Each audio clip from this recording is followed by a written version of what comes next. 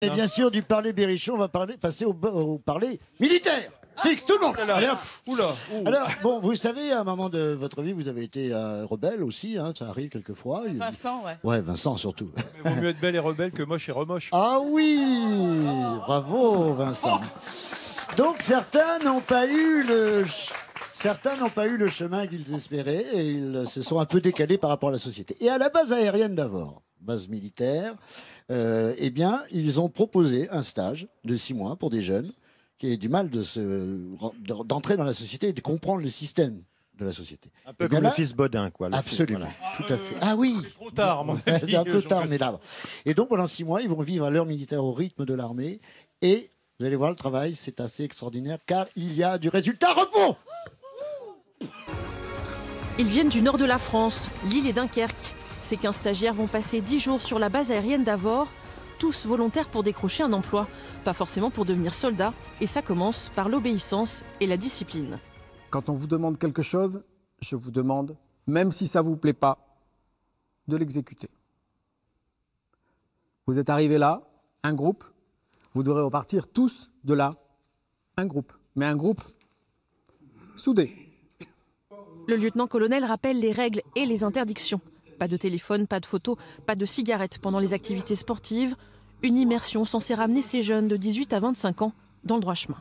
On essaye de leur redonner des valeurs qui, pour la plupart, ils ont perdues et leur réapprendre un petit peu une hygiène de vie pour pouvoir attaquer le monde du travail par la suite. Déjà stagiaire l'année dernière, mais toujours sans emploi, Steven retente sa chance. Moi, là-bas, je vais être éducateur canin. Donc, faut passer les diplômes, Et tu es obligé de faire ce stage pour te remettre à l'emploi? C'est quoi le but? Non, pas forcément, mais c'est plus pour moi me relancer un petit peu dans le monde du travail et retrouver la motivation. Devant vous, s'il vous plaît, devant vous, vous avez un pactage. Vous avez une liste avec tout le matériel que vous avez dessus. Vous allez pouvoir commencer à vous habiller. Veste camouflage, t-shirt, chemise, treillis et même chaussettes assorties. Les jeunes récupèrent tout l'attirail du parfait soldat. Au passage, il faut apprendre à faire correctement ses lacets. Quant à la coupe réglementaire, il faudra patienter. Bon, je vais peut-être faire un petit effort quand même, histoire de jouer le jeu jusqu'au bout. Et puis, ouais, ça fera plaisir à tout le monde. Et puis, ma mère aussi, elle sera contente de me voir revenir avec une petite barbe taillée. Voilà. Là, les filles, ça fait 10 minutes qu'elles ont fini. Comme je vous ai dit, d'habitude, c'est les femmes qu'on attend. Et là, c'est les hommes qu'on attend. C'est pas normal.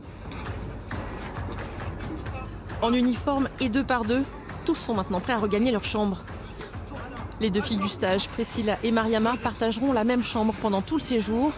Priscilla espère apprendre les codes pour s'insérer dans la vie professionnelle.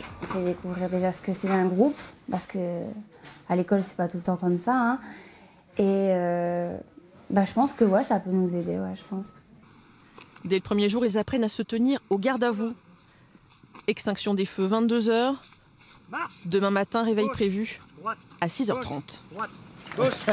Alors, Denis, j'ai l'impression que Vincent, il a eu une idée de sketch en voyant une... Ah oui, parce que c'est le monsieur très chevelu, très barbu. Je me dis, c'est Robinson chez les GI un peu. Ouais, c'est ça, Ouais. c'est ça. C'est extraordinaire. Bon, ils ne trouvent pas forcément un emploi derrière, mais je voudrais faire ça là. Tenez-moi le micro. Hein.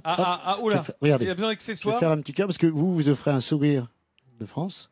Ben moi, je vais offrir un cœur de Denis à ces gens qui s'occupent d'eux parce que c'est un superbe travail ce qu'ils font. Oui. Et je sais que ça se fait beaucoup dans des zones difficiles. Moi, je connais comme ça des anciens du RAID qui, une fois à la retraite de leur métier, font du team building, c'est-à-dire prennent des jeunes en compte. C'est important. Alors vous le faites à votre manière aussi. Hein. Le fils Bodin voulait faire le rêve, Voilà. mais il était trop mou.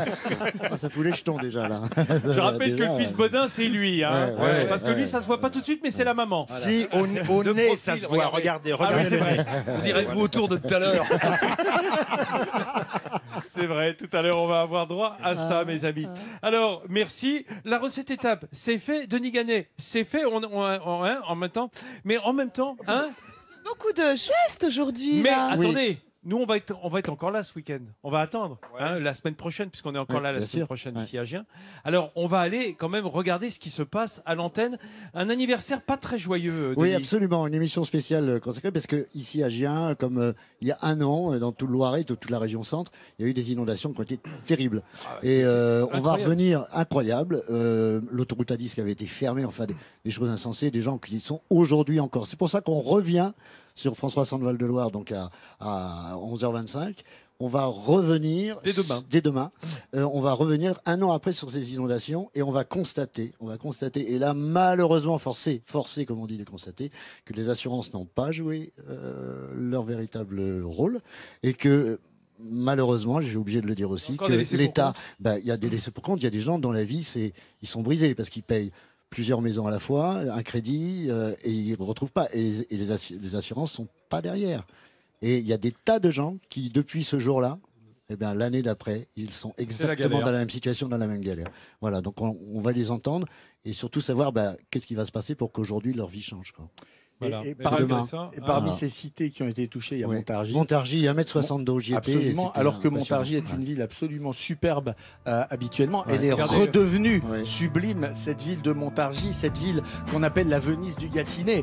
Quand même, ville 4 fleurs avec 131 ponts et passerelles qui se composent de petits îlots, de canaux, de rues sur l'eau. Ça a été une résidence royale, Montargis, qui a été dévastée au XVIe siècle. Le château a été détruit pratiquement totalement à la Révolution et le côté lacustre habituel à une certaine nostalgie donne une certaine nostalgie à cette ville.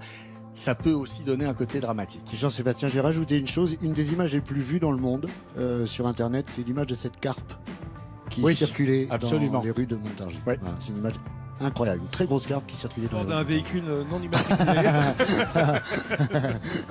Le Denis Ganet, il n'y a pas que son gilet qui est bizarre. Merci de le signaler. Alors on commence à être un petit peu habitué au bout d'une semaine, mais que ça surprend la première fois. Parce que le mec qui voit les carpes se balader en pleine rue, tu vois. Et il les filme en plus. Denis, ça c'est vraiment des histoires de la région centre. C'est entre les gars des villages opposés. On sent vraiment des guerres de clochers.